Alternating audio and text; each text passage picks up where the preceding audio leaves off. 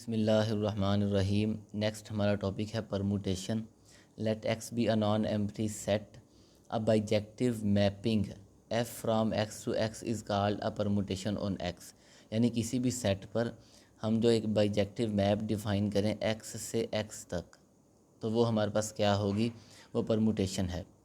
The set of all permutations on x is denoted by S और subscript में x. अगर x के अंदर नंबर ऑफ़ एलिमेंट्स n हो तो हम उसे एस x की जगह एस एन से डिनोट करेंगे। ठीक है। From now onward we shall always take x as a finite set. x के अंदर जो नंबर ऑफ़ एलिमेंट्स होंगे वो हम कंसीडर करेंगे कि वो फाइनाइट हैं। Let f be a function from x to x be a permutation for each x belongs to capital X। यहाँ पर स्मॉल x आएगा, x belongs to capital X। The image of x under f is denoted by, हम इस तरह से उसे ज़ाहिर करेंगे x और f। अमूमन तो हम देखते हैं ना कि f ऑफ x। आगे आगे जाकर हम बताएंगे कि हमने ऐसे क्यों किया, क्योंकि जब हम दो परमुटेशंस को मल्टीप्लाई करेंगे, कंपोज करेंगे, तो फिर हम बताएंगे कि हमने इस तरह से इसे कैसे, इस तरह से हमने क्यों कंसीडर किया था। जब हम f को 1 पर अप्लाई करेंगे तो आंसर 2, यानी हम एक परमुटेशन कंसीडर कर रहे हैं बाइजेक्टिव मैप कि f इस तरह से 1 पर अप्लाई होगा तो 2, इस तरह से 2 पर अप्लाई होगा तो हमारे पास आंसर 3 आएगा। यानी हम इसे ऐसे भी शो कर सकते हैं कि 1, 2 और 3 है, तो 1 पर आंसर 1, 2 और 3, 1 पर आंसर 2 है, 2 पर आंसर 3 है और 3 पर आंसर 1। तो ये एक परमुटेशन है, एक बाइजेक्टिव फंक्शन है। एक सेट पर हम कितनी परमुटेशंस डिफ़ाइन कर सकते हैं ये हम देखते हैं। हम सेट परमुटेशन को इस तरह से भी ज़ाहिर कर सकते हैं 1, 2 और 3। सेट के अंदर टोटल 3 एलिमेंट्स थे, तो 1 जो है 1 वो या तो 1 पर मैप हो सकता है, या 2 पर मैप हो सकता है, या 3 पर मैप हो सकता है। इसका मतलब ये है कि 1 के पास 3 चॉइसेस हैं। 1 या तो 1 पर मैप हो सकता है, या 2 पर, या 3 पर।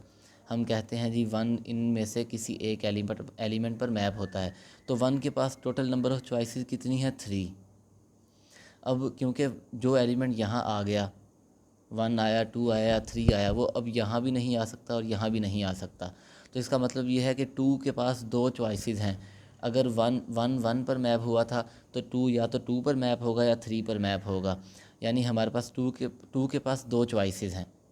2 या तो जो एलिमेंट यहाँ मैप हो गया है उसके अलावा जो बचेंगे 2 उनमें से किसी एक पर मैप होगा।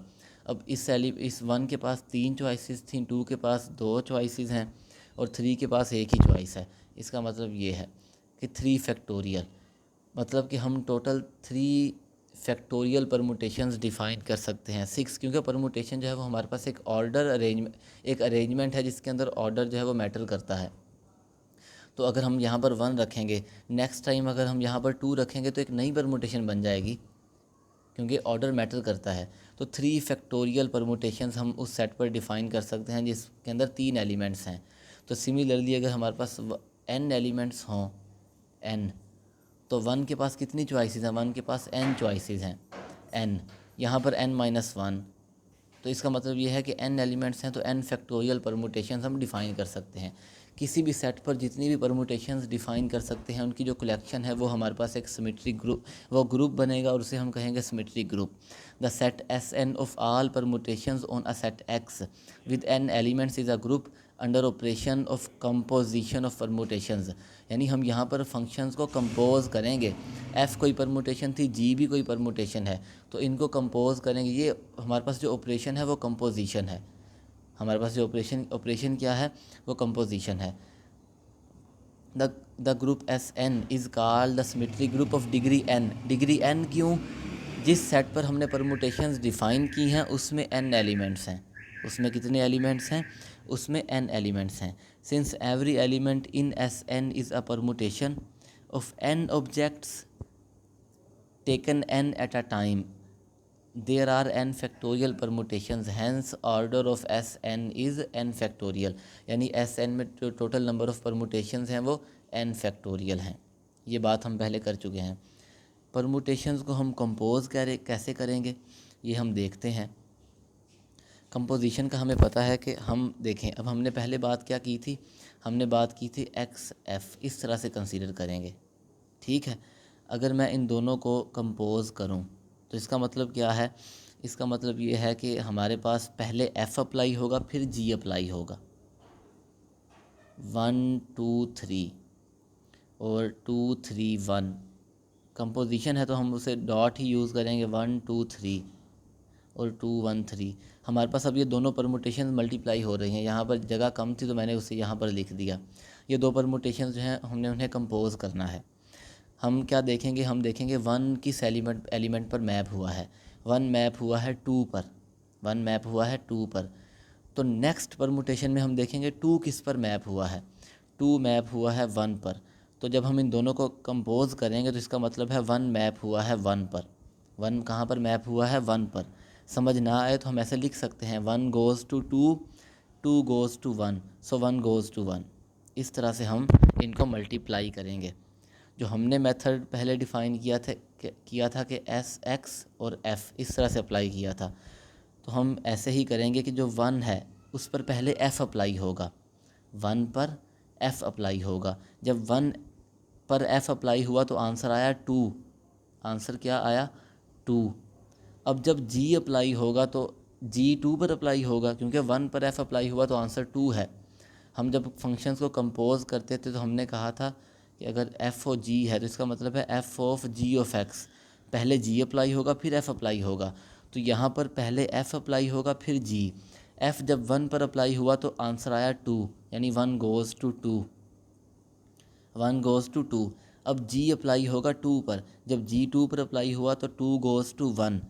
तो जब हमने इन्हें कंपोज करना है, क्योंकि अगर एफ़ फंक्शन था एक्स से एक्स तक, जी फंक्शन है एक्स से एक्स तक, तो जी एफ़ ओ जी कहाँ तक, एफ़ ओ जी जो है वो फंक्शन होगा एक्स से एक्स तक। तो 1, इसका मतलब ये है कि जो कंपोजिशन होगी इन दो फंक्शंस की, उनमें 1 मैप होगा 1 पर, तो 1 गोज़ टू 1। सिमिलरली हम देखेंगे 2 गोज़ टू 3, एफ़ अप्लाई हुआ तो 2 गोज़ टू 3 और 3 गोज़ टू 3, इसका मतलब ये है 2 गोज़ टू 3, तो हमने लिख दिया 2 goes to 3। Similarly 3 goes to 1 और 1 goes to 2, so 3 goes to 2। इस तरह से हमने इनको मल्टीप्लाई किया है और ये मेथड मैंने एक्सप्लेन कर दिया है। 1 2 ये हमने दो परमुटेशंस को लिखा, हम चेक करेंगे 1 गोज़ टू 2 और 2 गोज़ टू 1। कुछ बुक्स में हम, क्योंकि हम इस तरफ को जा रहे हैं, जब हम इन दोनों को कंपोज कर रहे हैं तो हम इस साइड की तरफ जा रहे हैं, हम चेक करते हैं 1 गोज़ टू 2 और 2 गोज़ टू 1। लेकिन कुछ बुक्स ऐसी भी हैं जिनमें इस साइड से वो चेक करते हैं कि हमारा वहाँ पर फंक्शन कैसे लेते हैं, F O G of X, के पहले जी एफ़ पर अप्लाई हुआ एक्स पर, यानी जी 1 पर अप्लाई हुआ तो 1 गोज़ टू 2 है। फिर यहाँ चेक करेंगे 2 गोज़ टू 3, तो फिर उसमें 1 गोज़ टू 3 होगा। लेकिन हमने जो डिफ़ाइन की है कंपोजिशन वो इस तरह से है कि हम इस साइड से इस तरफ जाएंगे।